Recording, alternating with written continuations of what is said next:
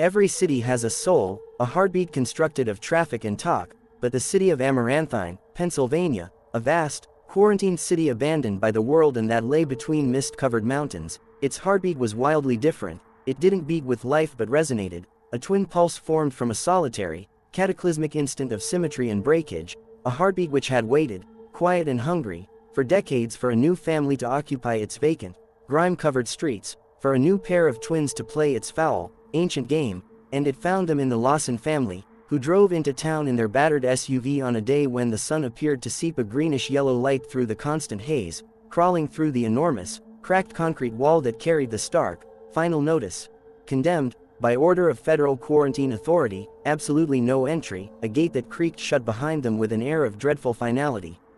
Within the car, Mark Lawson, a man with tired eyes and practical heart in desperate need of a new beginning after years marred by financial disaster and personal collapse, held the steering wheel, repeating this was their new start, an entire city theirs for the taking, a promise of independence and solitude, and his wife Sarah, an artist with sensitive, observant heart, nervously fidgeted with her antique camera, already enthralled and repelled by the peculiar, fluid nature of the light, and in the back of the car, their identical 17-year-old daughters, the twin hearts at the center of the impending storm, Alara, pale and sharp-eyed, drawing continuously in a leather-bound notebook, her quietness containing depths of unuttered scrutiny, and Maya, hair dyed with a rebellious splash of pink, scrolling through a dead phone, already expressing the fear they all felt, saying the city looked like the backdrop for a zombie movie, something Alara repeated by observing the deep, biological silence, the lack of even birds or insects, a silence of natural sound.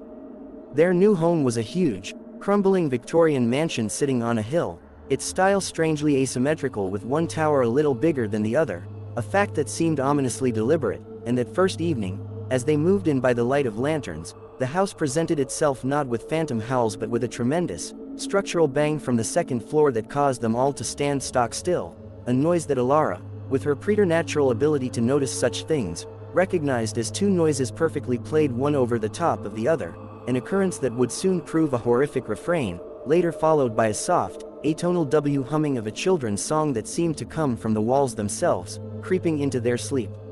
The subsequent days were a gradual, creeping disintegration, starting with a walk down the main street, a frozen moment in time of antecedent 1970s in which cars were coated with dust and parked, and store windows reflected fashions from half a century before. A museum of a life suddenly stopped short, where Sarah's photographs, once printed overnight in her amateur pantry darkroom, captured the city's hidden population, a family with faces twisted in silent cries recorded in the window of Joe's Diner, and a thin, tall figure made up of fluid, fractured glass standing in the window of their own house, images Mark frantically dismissed as double exposures and light leaks, a denial that was the first fissure in their family cohesion.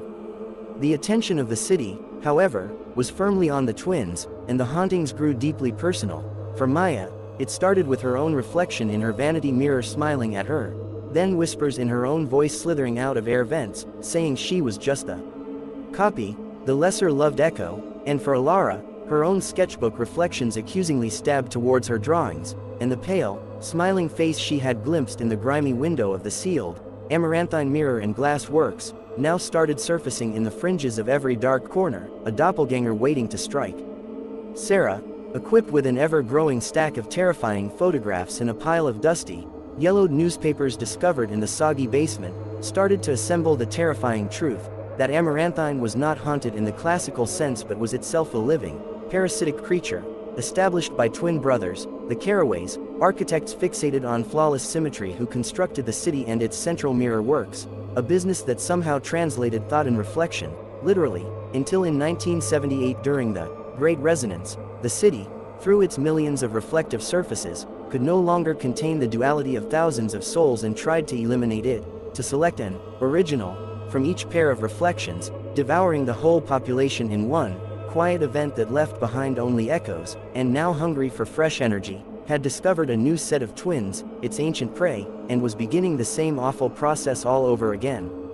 The tension mounted violently on the seventh day when Maya, alone and furious, entered the brutalist city hall and discovered the central piece, a giant, gorgeous monstrosity of interlocked mirrors that formed infinite regressions, where her thousands of reflections turned on her. one murmuring her deepest doubts, asking her if she was certain she was the original, prompting her to stomp one of the mirrors with a stapler, an action that made the whole sculpture scream with the noise of a million shattered shards. And, miles away at the house, Alara screamed out and grasped her cheek as a thin, bleeding gash materialized as if from an invisible shard of glass, a physical representation of their bound fate.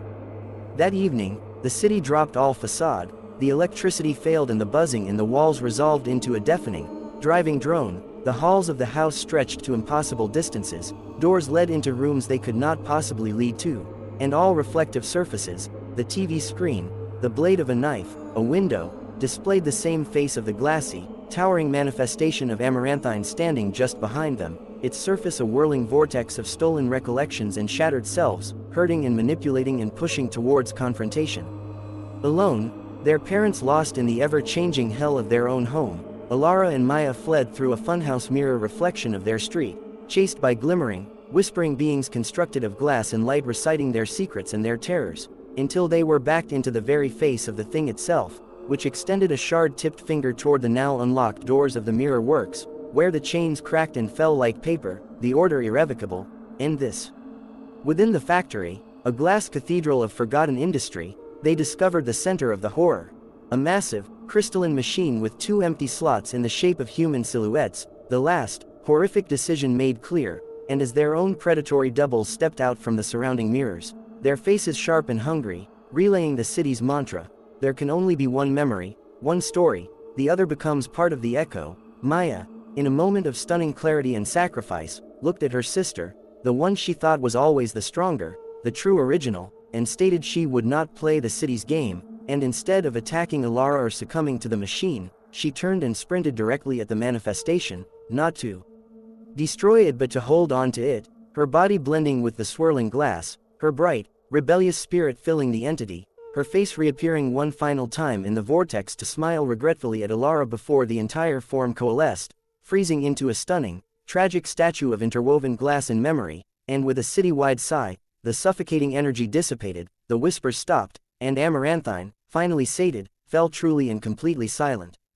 30 days after, the front gate creaked open of its own accord, and the three remaining Lawsons, Mark, Sarah, and an empty Alara holding her sister's pink hair tie, emerged, eternally traumatized, fleeing from the gray, dead city. But when Alara looked in the rearview mirror, she didn't see the road behind her, she saw the main street of Amaranthine and Maya, still whole and smiling, a last, loving echo eternally trapped in the reflection, a permanent fixture of the city's hungry, mirrored soul.